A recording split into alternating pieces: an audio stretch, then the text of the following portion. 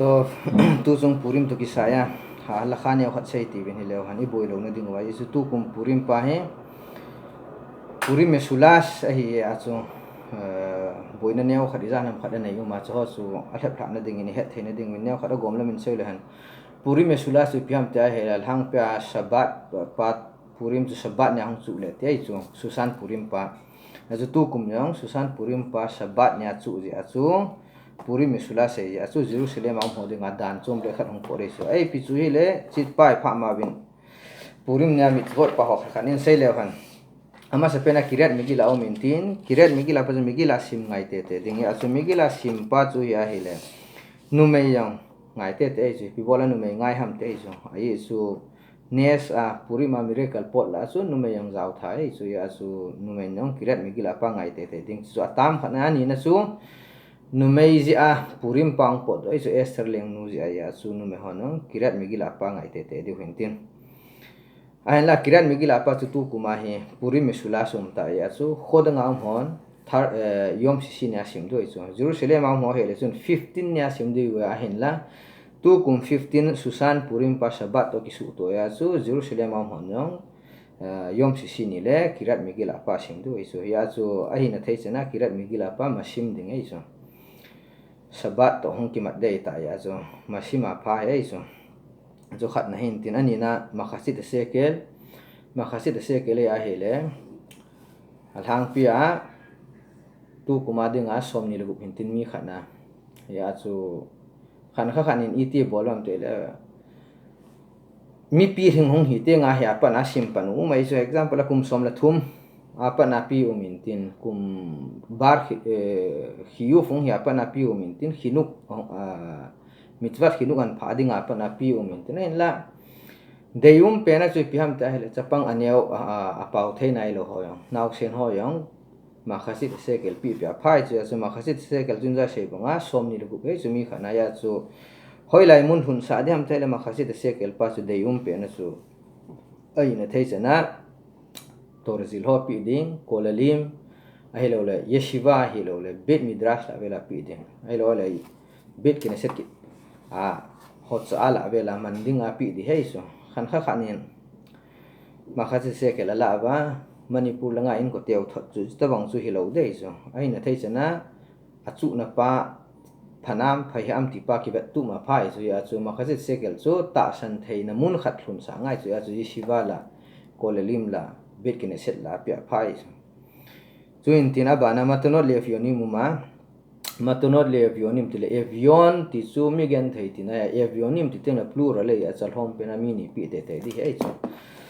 ya chu matonot le avionim pang chu ne di hi an la hang la sumang pi thei hei chu ya chu isi matonot le avionim pa mi gen thei hoding pi pang chu dei pena chu torzil ho ai mila avrahim ho pi pha hei chu abane ya hele Ciudad Purim ya ele ahina the chana Ciudad Purim pa ang khodanga cheng hon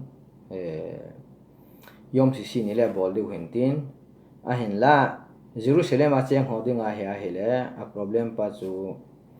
sabat ni to susan purim ki su to ya chu sabat ni le dan dung zu ya chu en tham khat a hab be ba Ciudad Purim a ding a bol wa phai chu ahin la Ciudad Purim di tapa chu hele Jerusalem a cheng hoding bo we so Jerusalem a cheng hon yom rishon ni le a bol du we so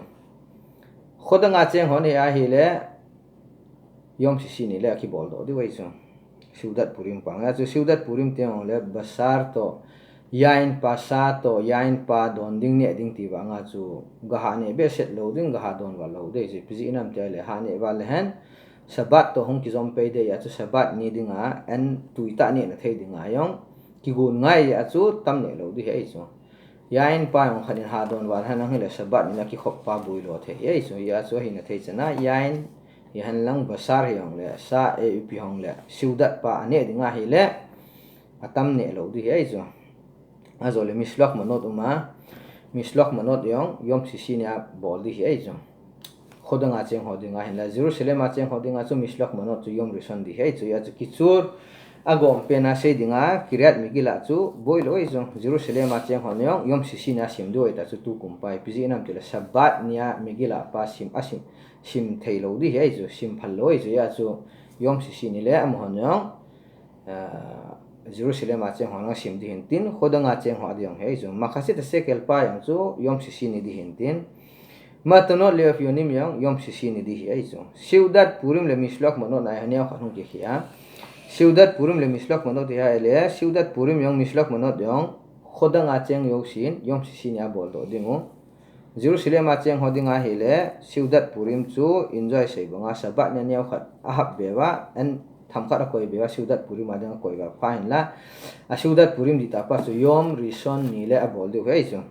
mislok monot yang khodang acheng hon yom sisi ni le bol do dingo ahin la Jerusalem acheng hon Susan Purim chu sabat ni to kitu ai ya chu mislok pa cha thot thailo de chu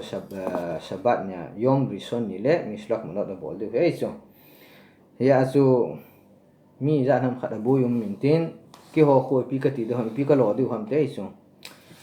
aboi pa bo chu Jerusalem a cheng ho di ai chu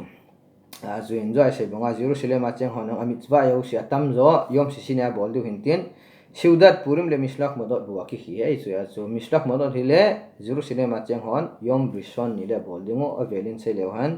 Ciudad Purim yom rishon ya bol di wei chu Jerusalem a cheng hon hin la yom rishon ya bol di hi han lang hi yong le sabat ni le an tham khara hab bewa a koi bina phai te chu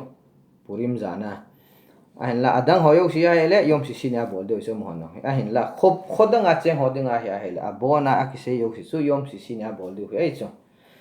to